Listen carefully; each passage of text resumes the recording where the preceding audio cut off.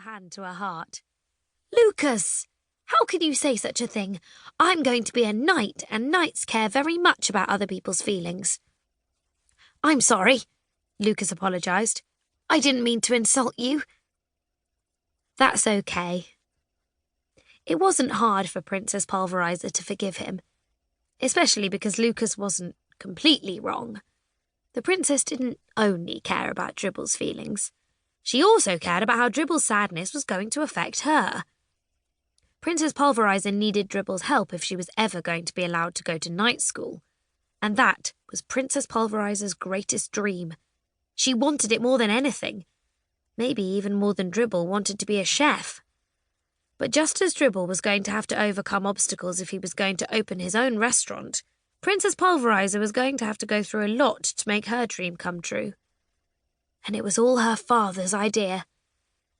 When Princess Pulverizer had asked King Alexander if she could go to night school, he'd flat out told her no. But she hadn't given up. And eventually she was able to convince her father to let her go to night school, which she had totally expected, seeing as Princess Pulverizer usually got her way. Only the king wasn't going to let her go right away. Now that was not expected. The king told Princess Pulverizer that she had to go on a quest of kindness and complete 8 good deeds. It was the only way she was ever going to learn how not to be selfish, spoiled, and snobby. Because knights are never selfish, spoiled, and snobby. Princess Pulverizer had been on her quest of kindness for what seemed like a very long time now. And with the help of her new friends, Lucas and Dribble, she'd done a lot of good deeds. Like overcoming an ogre, taking on a terrible troll, and outfencing a fearful foe. Along the way, the princess had learned a lot about being brave, and thinking of others, and being more patient. She'd also learned to be part of a team. She could never have done those good deeds without the help of Dribble and Lucas. Which was why she needed Dribble to stop crying. The princess had only completed 5 good deeds so far. She still had 3 more to go, and she couldn't do them without the dragon's help. But he was in no state to help her right then.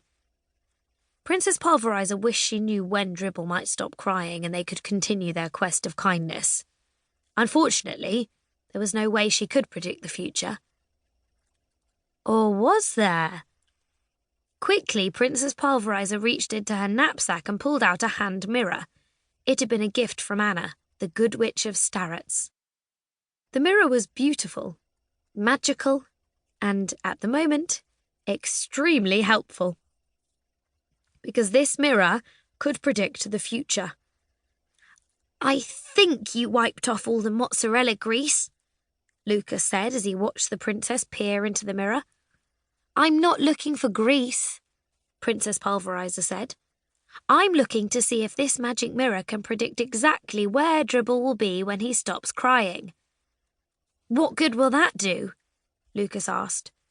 "Once we know where he will be when he becomes happy again, we can take him there and wait for him to start smiling," the princess explained. Dribble let out a loud sob. 3 more tears fell to the ground. The purple puddles were getting deeper. "Hurry!" Lucas urged the princess. Princess Pulverizer looked into the magic mirror. The picture was cloudy, as if there was a film of dirt over its surface. Little by little, it began to clear. "Here it comes," Princess Pulverizer said happily. "Any minute now we will know—" "Uh-oh." "What do you mean, uh-oh?" Lucas asked nervously. "The mirror isn't showing Dribble," Princess Pulverizer said. "It's showing you." "Me? In the future?" Lucas asked, surprised. Princess Pulverizer turned the mirror around. "See?" Lucas stared at his image in the magic mirror. In it, his mouth was wide open. His arms were spread out like wings, and behind him were clouds and treetops. "That's me, all right," Lucas agreed nervously. "And I'm flying." Chapter 2.